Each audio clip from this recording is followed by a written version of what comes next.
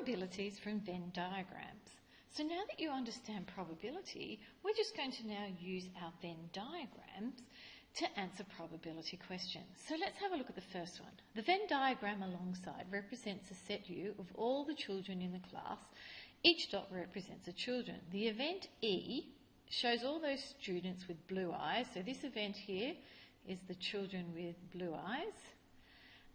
Determine the probability that a randomly selected child, and we've got something here. So if these children have blue eyes, remembering that this dash means doesn't have, so this means they don't have blue eyes. So let me just write that down. They don't have blue eyes, just so that you can remember. So let's have a look at what this Venn diagram can show me. Well, it can show me that the number in the sample space, each dot is representing a student, so if I add up all of these dots, I can see that the number in my sample space is 23. And the number in in E, with blue eyes, that is 8. And the number that isn't in E, so the number that's not in E, you can see if we add these all up, we get 15. Oh. What's going on here? My E went away and I've got 15.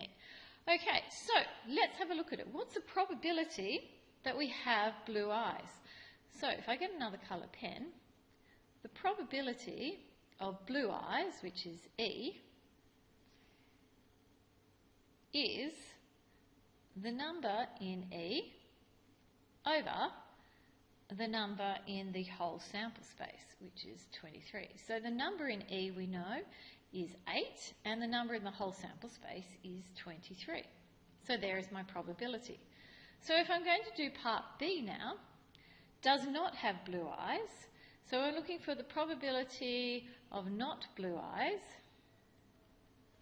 So the probability of not blue eyes means the number that's not in E over the number in my sample space. So not in E, we know these ones aren't in E, so that was 15. Here it is over here as well, not in E. 15 out of the number in my sample space, which was 23 altogether.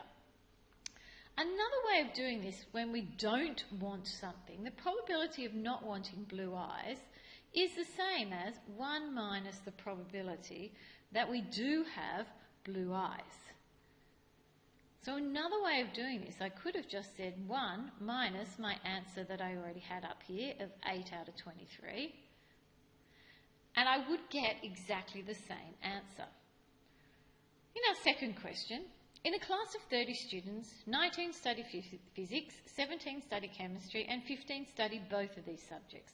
Display this information on a Venn diagram and hence determine the probability that a randomly selected class member studies, and here's the list of criteria we're going to be looking at.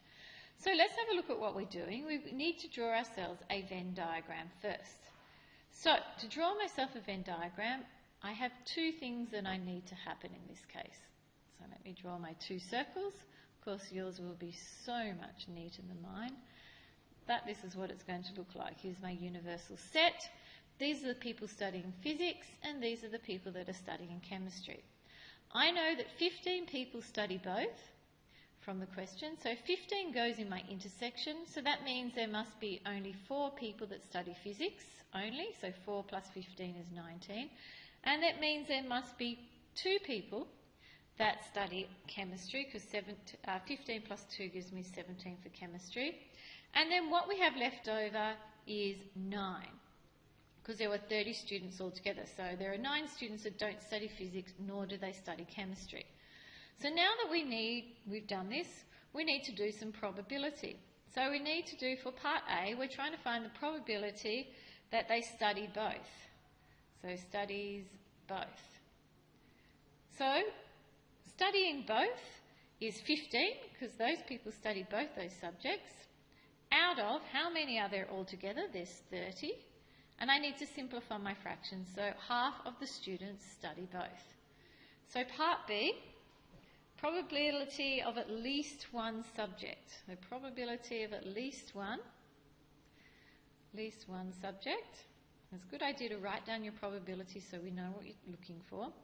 So at least one subject. So that means it's all of these things, because there's 4 people that do physics, 15 that do both, which is at least one, and 2 that do chemistry.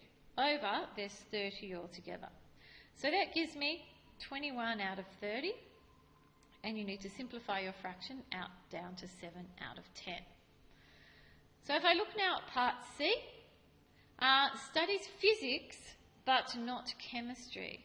So the probability of physics but not chemistry. So we study physics only. So if I have a look at it, physics only is 4 out of 30 altogether. And once again, I need to simplify my fraction, and that is 2 out of 15. So let's have a look at the last 2, part D, and I'm running out of room. Exactly one of the subjects.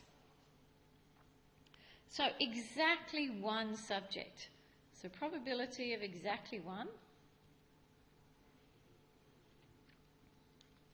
And that means it must be physics, because there's 4 people that study physics, and there's 2 people that study chemistry, and that's exactly one subject, and that is out of 30, which gives us a probability of 1 out of 5.